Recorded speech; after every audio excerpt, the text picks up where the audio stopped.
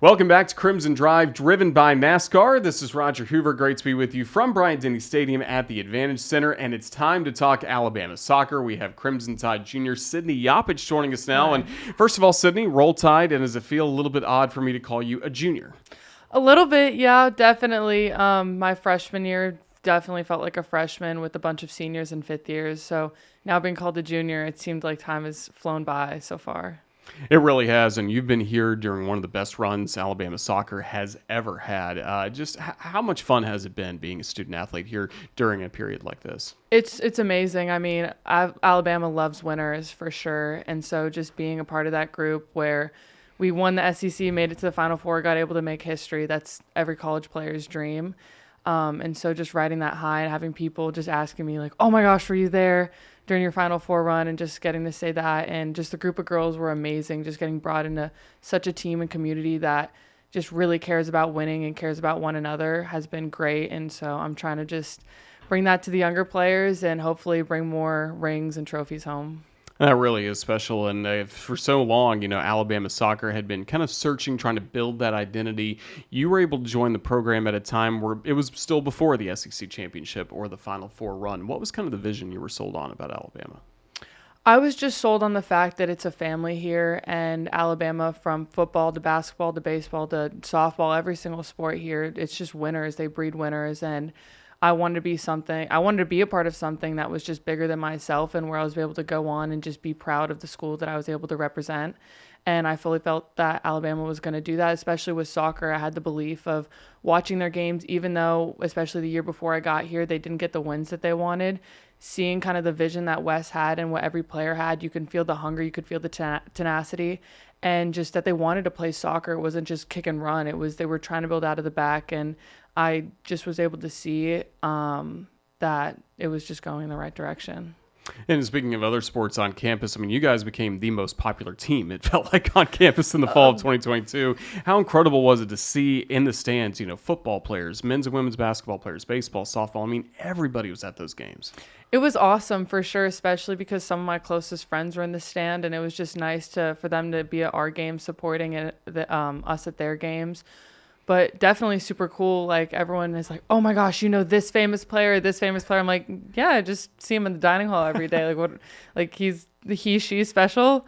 But definitely, like, it makes you kind of forget that people from the outside, like, Alabama's everything to them and it's everything to us. But at the same time, like, oh yeah, these are just my other student athlete friends. So it's super cool. You forget sometimes, and then you go on social media and you see all of these people getting posted about or talked about, and you're like, wow, like I really am a part of something special here. You certainly are. And this time of the year, campus is a little less busy, but for the soccer team, Wes and I have talked about it forever. Soccer's got the shortest preseason right before that first game. Is there a sense of urgency, even as we talk right now in mid-July, about what you need to do to get ready for mid-August? In a sense, yes. I think it's a lot easier for Wes when the team kind of has captains and leaders that set the tone. Like, going back to my freshman year, Riley set the tone. Riley Mattingly and Kat Rogers set that tone from day one. They showed up ready to work, pushing everyone, and they kind of said the hard things that needed to be said, which set the tone for the rest of the year. Something I really remember was we do running and people want to bend over, and first day we do running and I bend over and they stand up, and you're like, what? And so definitely that of just assertiveness. So definitely, like, mid-July when we all get here, it's kind of having that leadership, showing the younger players, which makes it easier for Wes. But definitely some urgency. But in captain's practice, you feel that everyone's ready, everyone's hungry to win again. Everyone's foot is on the gas, so it's really exciting. Is there really fitness at this time of the year, or a lot of technical soccer things you're trying to iron out before the full organized team workouts begin?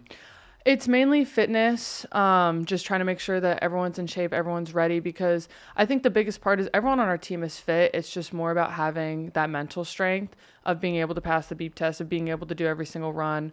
Something that I've been saying recently is just being accountable for yourself and being accountable for the team, and knowing that when games do start, being able to look at the player next to you and be like, you know what, if I know that she's going to give her full in the next 90 minutes, and I can trust that. So definitely accountability. But in captain's practice, that kind of is where we're able to let loose and just build chemistry with one another and have fun with one another. So those games are always intense, always fun, but it's when you kind of see like, okay, this person's been working over the summer. Like you see that everyone like coming back where they're at and then just working with one another.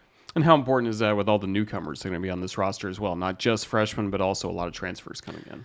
Definitely just showing them like what our culture is and the culture of winning. I mean, but West brings in players who know what winning is and they want to win. So I feel like that's not really an issue, but definitely just working with each other, just getting the style of play down and working towards a style of play that we want to get. I think even still my junior year, like I'm still trying to work towards being the player that West needs me to be and the best player that I can be possible. And so I think bringing in other players also shows everyone else a different side of the game that can be like, oh, like I never thought of playing like that, or I never thought of this. So they've definitely been a huge help. And these young players, they keep me young, they keep everyone else young, they keep us all hungry and wanting to win more. Well, at one point you were a young player as well, and let's back up a little bit and talk about your journey to Alabama. First of all, how'd you get introduced to the sport of soccer? Where'd you grow up? I grew up in Palo Alto, California. My dad played Division II basketball at San Francisco State, so I definitely grew up in an athletic family. My parents threw me into every single sport since I was young, just golf, basketball, swimming, soccer. But my older sister really started gearing towards soccer. We had a super intense club coach who showed us what winning was and what it took. And he always told us, like, if you want to be at the top level, it has to be soccer and nothing. It has to be everything. But I'm super grateful for having those opportunities of being able to pick my sport. But definitely I was able to weed some out and just realize that soccer was just my one love of wanting to play. What was it that it helped stand out about it the most? Everything. I don't know. Like whenever people ask that, I love the game. Like just being able to go out and just touch the ball with my feet, juggle, pass against the wall, like the rhythm of the passing, like being able to have all the different technical skills it's just everything to me. My family and I, we traveled to Europe when I was younger, probably 12. And my sister and I just had the ball at our feet the entire time. We're juggling in front of all of these amazing monuments all across Europe. But it's just something where it's like I wanted the ball at my feet all the time. Like I just love the game. I just can't explain it. It's so hard to talk about. You mentioned you grew up in Palo Alto. Did you grow up around the Stanford campus very much? Did you go there often? Yeah, I live right across the street from there. So definitely watching a bunch of Stanford football games, soccer games. And my parents always, when I was younger, were, you're going to go to Stanford? And growing up, I was like, I want to try something else. I stayed with the red, so picked a good color. But it was definitely, I didn't realize how different it was to like not grow up around a college campus versus when I did, because I moved to Dallas, Texas my junior and senior year during COVID to keep playing soccer because California was shut down. And that was definitely a culture shock of just not growing up near a college town. But now being back, I'm so glad that I am in a college town, especially somewhere like Alabama. Yeah, absolutely. And I was going to bring up that point because, again, you were kind of going on your path. Your sister was playing a few years ahead of you. She goes to Baylor. And then everything changes with COVID. How did that kind of rock your path a little bit? And how did you eventually settle on going to Dallas to be able to continue to play? It was definitely hard just slowly seeing like we're not going to be playing club soccer anymore. I was playing in the development academy, seeing that get shut down. But being on the phone with college coaches, like it was kind of like a waiting period. They were like, we don't know what's going on. You guys don't know what's going on. But for me, honestly, I think it was a blessing because I was able to take that break as an opportunity of, okay, other people are going to take a rest and other people are going to take this as time off. And I'm going to take this to be the best player that I can. So me and my sister were out training every day. When she left for college, I was still going and training by myself, working out. And I had college coaches on the phone be like, this was actually what got you recruited here because we saw that you made such an improvement over this break and we know that you're dependable and reliable. So for me, that was huge. But after a few months in COVID, I started my junior year in California online and my parents kind of had a discussion. They brought it up as a joke. They're like, hey, would you want to move to go play soccer? And I was like, you guys are joking. We're not serious right now. And then they're like, no, like if you want to do this, we'll do this. So we, my mom has family in Texas. Obviously my sister was in Texas at the time. So we emailed a few club coaches, sent out my film, and they got back and were like, we'd love to have you. So I went and I tried out with a few teams and then settled on FC Dallas. And they were ranked number 5 in the country at the time, which was an insane opportunity that I'm still so blessed to have to be able to play there. But at that point, then a bunch of college coaches started reaching out like, you got on this really good team. How'd you do that? And I was like, well, I like to think that I'm somewhat decent, but it definitely opened up my eyes to a lot more Southern schools that I wasn't really thinking about or interested in when I was in California, because you're kind of pushed to stay on the West Coast when you're there. So it definitely, COVID was a blessing in disguise. Yeah, I think people probably don't realize that Alabama's roster is built up with players from the club scene in Texas, Colorado, of course, with Wes's connections there as well. But I mean, the club atmosphere has got to be intense, and that helped, I'm sure, your game get to this level. Yeah, all of my teammates from the club level at FC Dallas, I think everyone but 2 girls went to play Division I, Power 5. So it was a great team. We all pushed each other every single day, and it really made it easier to have the club to college kind of transfer over, because we practiced and trained at such a high intensity and played at a high intensity that when I came here, I felt like I was prepared and ready, that it wasn't that big of a shift, because my dad always tells me practice hard so the game is easy. And I think that's what I did in the club level. I trained every single day hard. I played every single day hard. So when I came to college, I was like, okay, I'm ready to go. Like, I'm ready to compete. Yeah, when I was getting ready for this interview, I just typed in Sydney Japic into YouTube, and my goodness, there were a million clips of you playing. I looked at Chloe. She had the same thing. You guys had websites. Was that all designed for recruiting? Who helped you with all that stuff? Because, again, it was a pretty impressive presentation online. Thank you. That goes all to my mom and dad. They're great. My mom works in marketing, and my dad does a lot of data analytics. So my mom was just like, what's the best way we can market you guys? And our club coach always talked about, when I was younger, like having film and watching film of yourself, and that kind of turned into clipping, highlight videos of ourselves for recruiting.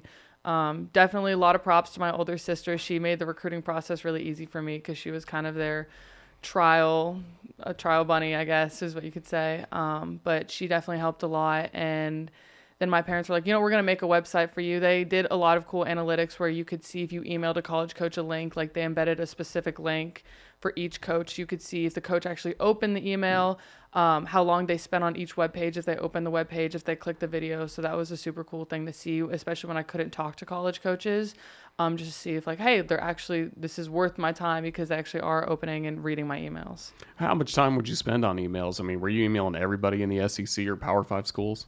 It definitely, because my list kind of wasn't, a lot of people sometimes like, oh, I don't want to go to the South. I don't want to go to this cold climate. For me, I didn't really have I wanted a Power 5 school. I wanted to go somewhere where athletes were appreciated. So definitely SEC. I would say Bama and Auburn were really the only schools that I've reached out to.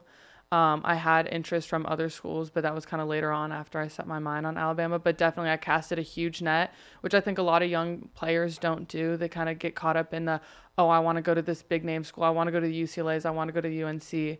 And they don't realize how much more goes into college besides just the soccer aspect. And that made me realize that, especially when I broke my hand, I thankfully picked a great school where I was like, I still love this school. I'm still so happy going here, even though I can't be playing soccer right now.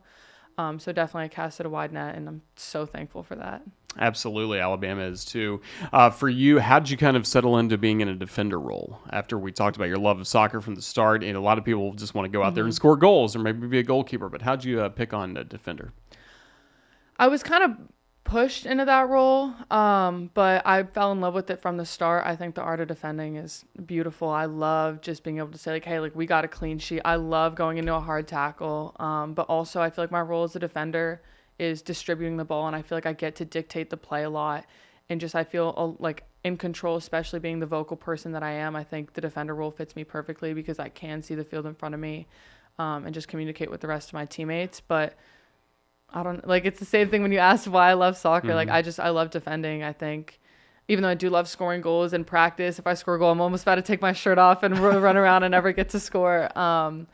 But no, I think defending is so fun, and it's something that takes a lot of focus, and it's very overlooked. And for me, I think it's my club coach always said to me, you win games off of one goal. You can win a game if you just score once. And everything starts from defending, and it starts from the building out of the back, and just making a big tackle is the best feeling in my opinion. And I just love it. And you're a defender who can score. We saw that in some of those YouTube videos. Yep. A lot of set pieces. I mean, how do you feel like you impact your team in a spot like that? Definitely my height helps. I can say a lot with that, but I've learned a lot of reading the ball. Since I was younger, my coach always talked about reading the ball in the air and the flight of the ball. So I feel like on those set pieces, that definitely helps a lot. And knowing that when I go in the box, because I don't have every opportunity to score, I'm not a forward. Like, every single moment to me means the world, where I'm like, I can go in right now and I can be the difference maker and I can go score, or I can set the ball back across to help someone else score. I can slash the keeper so the keeper gets distracted. And in any way, it's not really about me scoring. It's about how can I help the team the most to get that goal. In your Alabama time, Felicia Knox, loved watching her, of course, all throughout the match, but especially set pieces, corner kicks. How good was her service? 10 out of 10. I can't say enough about Felicia. She is definitely a special player. Seeing her now play pro is just the coolest thing. But man, that girl's got skills. Every single time we were in practice, she would come dribbling at me and I'd get nervous. I'm like, wow, I don't know what she can do. She just has so many tricks up her sleeves and is just such a creative and brilliant player. But I knew on every single set piece, I'm like, I know where this ball is going, because she can hit that consistently every single time. She's phenomenal. Great player. About as good as you've seen even on the international stage? Yeah. No, she just plays to her strengths for sure. I know she always talked about, like, I'm not the most athletic, I'm not the tallest, I'm not the fastest, but she makes the game work and she can control the game. Especially you would see in certain games when we were tied or losing, she would like have the next gear when you're already like, okay, she has to be in the top gear, and she could take the next gear and go and dribble 5 people, and you're like, where did this come from? Like, it's insane. So she's definitely one of my favorite players I've played with, and she's amazing. So you got to join her here at Alabama. We talked a little bit about the recruiting process. Again, what was it about the Crimson Tide that stood out when you were trying to make that decision, especially your relationship with Coach Hart? Well, before Wes, coming on campus, I did an ID camp here, and I was leaving with my dad in the car, and I looked at him and I said, this is the only school I want to go to. Like, this feels like home. They would actually ask me every day. They said, if every school gave you the exact same amount of money, if every school you would play 90 minutes, where'd you go? And I'd say, I don't know.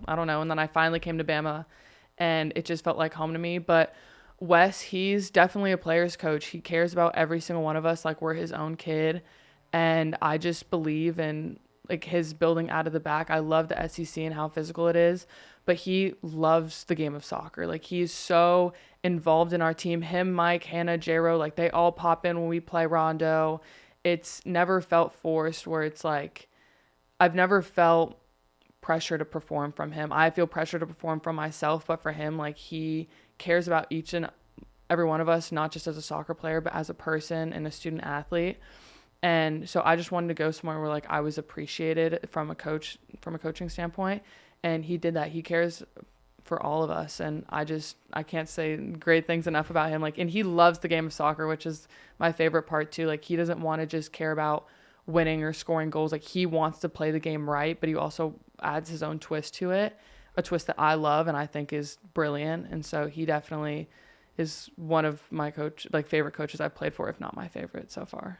And does it help, too, that he has the experience to go along with that love for the game and the tactics? I mean, he played the MLS. He coached also clubs, so he knows how to make the transitions for players into playing at a higher level. Oh, for sure. You can definitely tell. He doesn't yell much on the bench. He's not up in arms and screaming in everyone's face, but he can see things that other coaches don't see. And I know that if I go to him, I'm like, hey, I don't understand in this situation. And he will tell me, he's like, I don't know, like, there's no one answer, but he can give me these 5 other answers of, okay, well, if this happens, then you can go here. And if this happens, like, he seems the game from like a player's standpoint, where it's hard if you just have a coach who never really played at a high level and they just are kind of a coach where he understands and he lets us all play freely. He's never, okay, the ball has to go from A to B to B to C to C to D. Like, he's like, if the ball wants to go A to C to D back to B and whatever, like, he lets us play freely. And it's just because he understands that the game is not black and white. Like, there's just so much gray that you can't account for. And so that's just what makes him, again, one of my favorite coaches. Yeah, and you mentioned he loves to build from the back, and the phrase he would always tell us getting ready for a broadcast is, we've got to hunt the ball. Mm-hmm. And I imagine for you as a defender, you got to love hearing that, and especially the great teammates you've had in the back lines the first 2 years. That's been the backbone of this program, hunt the ball. Hunt, for sure. I say that even now when I go play in our summer league, I yell, I'm like, hunt. And I'm like, oh, I don't think people understand what I'm saying, but especially as a defender. But it really came, I think the person who started it all for us was Riley Mattingly up in that forward spot, because that's where the hunt really starts. I mean, it can happen anywhere on the field, but mainly like she would lose the ball or we would start to slowly close. Like her art of defending was beautiful. Like, I don't think it gets spoken enough about Riley is she obviously was a great goal scorer. She created so much space for other people, but she was so intelligent where she would bait players to start dribbling and then she would go. And not only that, but especially our team, our freshman year, we had so much accountability and trust within one another, where as soon as we say now, if she goes, we go. As soon as Riley started going, as soon as Kate Henderson started going, as soon as anyone started going, the second person was always there to press.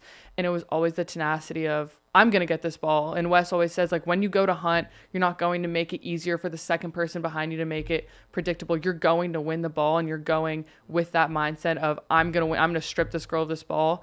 And that just makes the biggest difference. But I definitely love the word hunt. I love a high press. And so being able for him to say that of like, okay, yeah, now we're on the front foot, like, let's go get after him, because that's my favorite thing about soccer. I'm like, yeah, we're gonna make it hard. I want to make you hate playing. I want to make you never want to step on the field. Like, and I think that's something that we're trying to get the young players to also buy into. Like, we want to make the other team not want to play out of the back. We want to make them step off the field and go, wow, we could not breathe against Alabama. And that certainly was the case in the 2022 season, as Alabama, as you mentioned, wins the SEC championship, makes it to the Final Four as well, the College Cup. For you joining that team that had a lot of returners coming back as a true freshman, you were able to see the field pretty early, even get a starting role pretty early. What do you feel like kind of earned you some early playing opportunities that year? Definitely what I talked about before, kind of training at the high level. I mean, I don't know if I fully would have started. Bella, our center back, got injured at the time in preseason, and we definitely missed her a lot back there. But being able, I think, to be coachable, not only from Wes and Mike, but being coachable from, we had McKinley Crone, a 6-year goalkeeper, and that made me feel so comfortable. I had Sasha Pickard, I have Raina Reyes, I had Jessica Skorka all next to me. So they definitely, and Macy in front of me, like I was surrounded by all these experienced players, where it took a lot of pressure off of me, where I'm like, okay, I know I can go and play my game. But every single time, I never took anything for granted just because I got to start my first game. I was like, okay, now what's next? How do I help the team now win? It wasn't even about me starting. If it had to be me coming off of the bench or me getting a few minutes or me starting and then immediately getting subbed off, I'm like, what can I do with my time on the field to make the most of it to help that win? And I think everyone else had that mindset too. But I can't even take full accountability for me helping the back line, because honestly, like, they helped me, like Raina and Jess and Sasha and Mac, like they made my life so much easier as a freshman, and not with just the talking, but I knew I could trust them. And they told me all the time, like, you know, we trust you back here, just play your game. And that definitely made me like fit into the role that they had for me back there. Yeah, another teammate we got to brag on, Raina Reyes, because she was so versatile. Even, you know, you talk about the goal scoring with her, but her defense, especially last year, really shone out. She, another one of a phenomenal player that it doesn't surprise me at all that she's now in the WPSL and killing it and playing for Mexico. That was our get out of jail free card, definitely in the back line. If there was ever a problem, like, you know, if we give Raina the ball, Raina's got it. Raina's going to dribble. Man, that girl's physical. She's hungry. She stands up for her teammates for sure. If someone made a hard tackle on me, on Macy, or someone else, Raina's going after them and she's getting that ball right back. Like, she's tenacious, and she's just like Felicia, but like can just pull things from anywhere in her back pocket. Like, she pulls it out and you're like, wow, how did she just get out of that? But she's just so versatile all over the field. Like, loves to get in a tackle, will work back on defense, can read the game so well, can distribute the ball. I'm very lucky to say that I got to play with her for sure. Absolutely. And when I think back to 2022, all the great wins in SEC play, the NCAA tournament come to mind. The one I go back to over and over again is the Clemson match. On that Sunday night, it felt like such a turning point for this program. Did you kind of feel that, even though it was still your first couple months with this team, did you feel like this was a shifting moment for this group to go forward towards the championship? As soon as I stepped on that field, the first thing I thought was, whoa.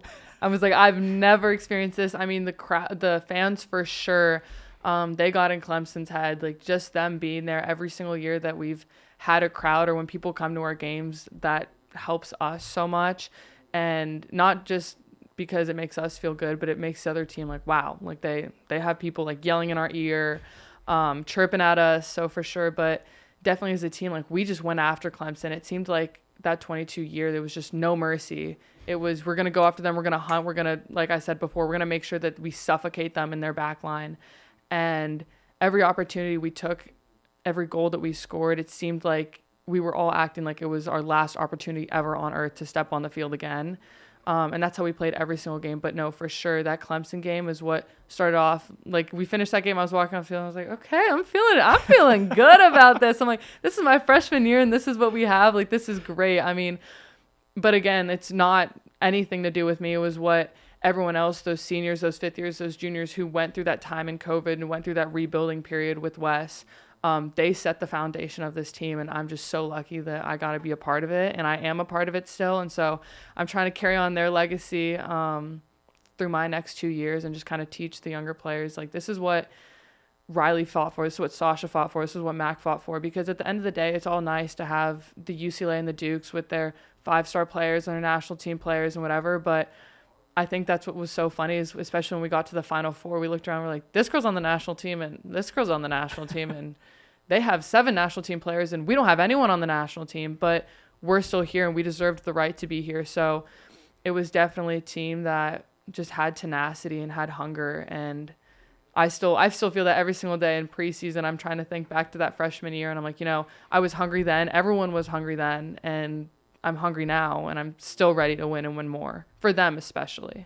Yeah, and that was such a great moment. Again, that Clemson win, you're able to start SEC play strong. But for you personally, things derailed a little bit with a hand injury. What can you tell us about that injury and your comeback? Obviously, we love seeing you play later in the year in the NCAA tournament, but how difficult was that to navigate when everything seemed like it was going to script and then you had something change it? That's life. Unfortunately, in the life of sports, that's just kind of what gets thrown at you. And I never really had a big injury in my life where I had to be out for a long time. But yeah, it was against North Texas. There was 6 minutes left in the game. All of a sudden, I just get a ball, I pass, and I just get my legs taken out of me. And I'm laying on the ground. I remember Kat walking up, and she's like, take the time, take time, you're good. I'm like, I don't want to go out of the game. Like, I want to keep playing. And so I just try to convince myself. I'm like, it's just dislocated, it's fine. And then kind of getting the news the next day that it's going to be broken. And then I'm like, I could just put a cast on it, wrap it. No, like, you're going to have to get pins. You're going to have to sit out. That was definitely heartbreaking. I couldn't say I was happy every single day going to practice. At least I was still able to run, but not being able to train with the team. But McKinley Crone told me the best, like, I still had a role on the team, and I found that my role was going to be, how can I be the best teammate possible to everyone else? Because I know what it's like to go out there and feel the pressure of, I could lose my starting spot. If I make a mistake, I could get pulled off right now. And so I was just trying to think of, if I was out there, what would I want my teammate to do? And I kind of had to put my ego and my feelings to the side, especially when the games roll around, because every single person wants to be on that field. You don't come to college to be, I'm okay with wearing the shirt and just sitting on the bench. Everyone wants to play. But I think, again, that's what made our team so special, is our entire bench, whoever was injured, not injured, like, it was Mudita that Coach Murph talks about that we really started implicating into our team. Was I was so happy for someone else on the field, even though I didn't get to be on the field. No matter how much I would have given up to be on the field, everyone on the sideline had that feeling. And even the people who came off, everyone was cheering. Everyone was like working hard for each other and was so happy if someone else got the goal or if someone else got the big assist. And that's just kind of what my focus was okay, my hand's going to heal. We're going to be fine. Even though I begged the surgeon, I was like, can we please wait? I'm like, can we wait till after the season, please? I'm like, can we put this? But obviously said no. But it was more about, okay, my hand's going to heal. I'll be back. What can I do to stay fit, to be accountable to my team? But then also, how can I, in this moment right now, what can I do to make my team better? And at that point, it was just being the best teammate I could be. Led to a really successful season. Sophomore year, what are you most proud of from the last year's group?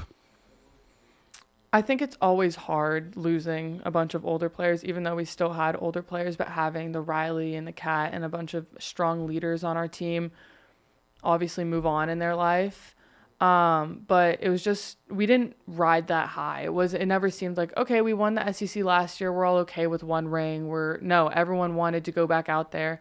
Everyone was hungry to win still. I think we faced a lot of adversity, like teams. We had a target on our back now, and I think that's the hardest thing of, okay, now everyone's looking for, we got to beat Alabama, and we have to do all this. But I think my favorite moment was definitely the Iron Bowl, getting that win. It's always nice to keep that trophy home, but I know I didn't play a substantial amount of minutes in that game, but Wes kind of put me in that attacking mid-roll, and as soon as I played that ball to Bella and she got the touch off and I went to Felicia's feet, I was like, oh my gosh, this is going to be it. And as soon as the ball hit the back of the net, it was just a sigh of relief. And for sure, beating Auburn is always my favorite. I'm like, Final Four is great. Definitely my favorite memory then. But until we do that again, beating Auburn for sure was, especially in that way. Like I think they definitely thought that they had us, but we had them pinned down, and it was only a matter of time before we scored.